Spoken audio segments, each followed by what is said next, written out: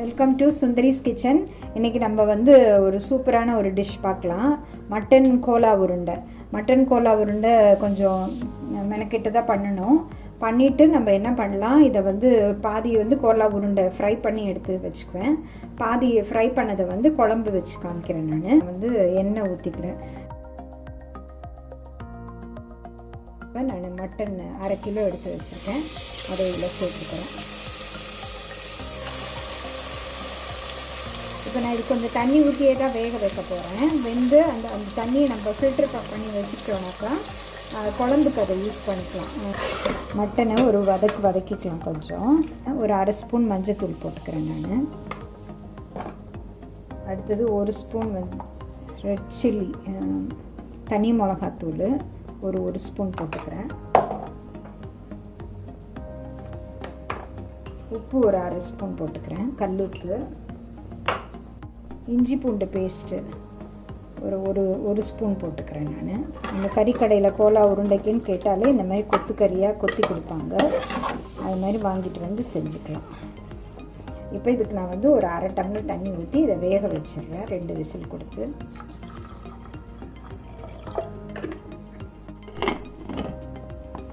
ரெண்டு விசில் கொடுத்துக்கலாம்.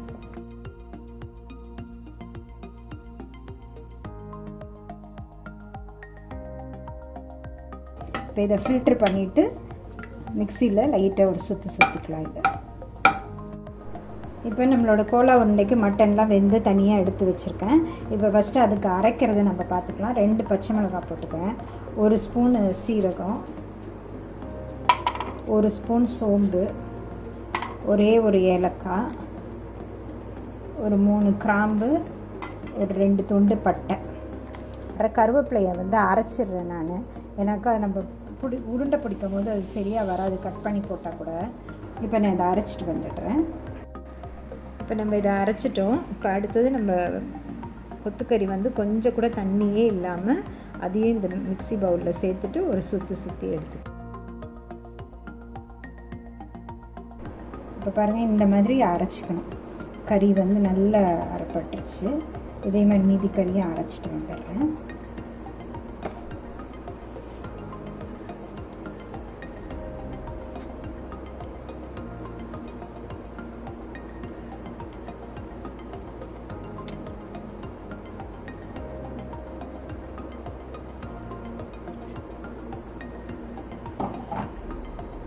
இதுக்கு ஒரு ஸ்பூன் கசகசா எடுத்து வச்சுருக்கேன். அதையும் இதில் ஆட் பண்ணிக்கலாம். ரொம்ப பொடியாக நறுக்குனா ஒரே ஒரு பெரிய வெங்காயம். நல்லா கையாலே நல்லா மசிச்சுட்டு போட்டுக்கோங்க. ஒரு கொத்தமல்லியை நல்லா சிசர் வச்சு கட் பண்ணியே போட்டுக்கோங்க.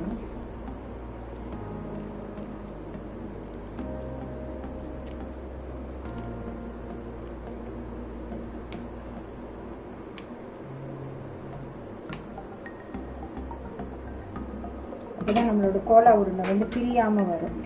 அதுக்காக தான் நான் கருவேப்பிலை கூட நான் அரைச்சி போட்டேன்.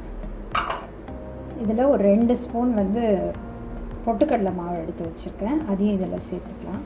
சேர்த்துட்டு நல்லா பெசரிக்கணும். இதுக்கு தேவையான அளவு கொஞ்சம் உப்பு போட்டுக்கலாம்.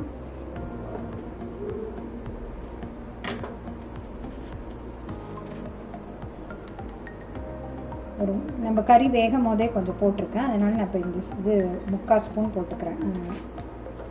தூள் உப்பு போட்டுட்டு நல்லா பெசரி விட்டுக்கலாம். இதை கரம் மசாலா போட்டுக்கிறேன். ஒரு ஸ்பூன் போட்டுக்கோங்க கரம் மசாலா.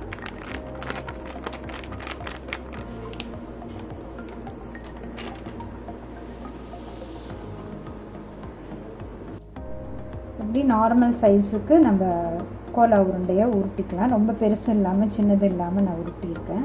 நல்லா ரவுண்டாக உருட்டி வச்சுக்கோங்க. உருட்டிட்டு நம்ம இதை வந்து எண்ணெயில் பொரித்து எடுக்க போகிறோம். எடுத்துட்டு அதுக்கப்புறமா இதை தனியாக கொஞ்சம் வச்சுட்டு பாதியை வந்து நான் குழம்பு செஞ்சு காமிக்கிறேன்.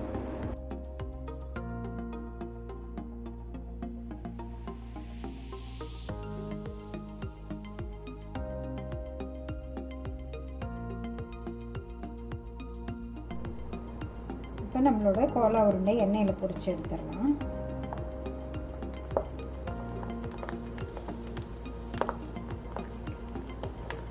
சிம்லேயே வச்சுக்கோங்க.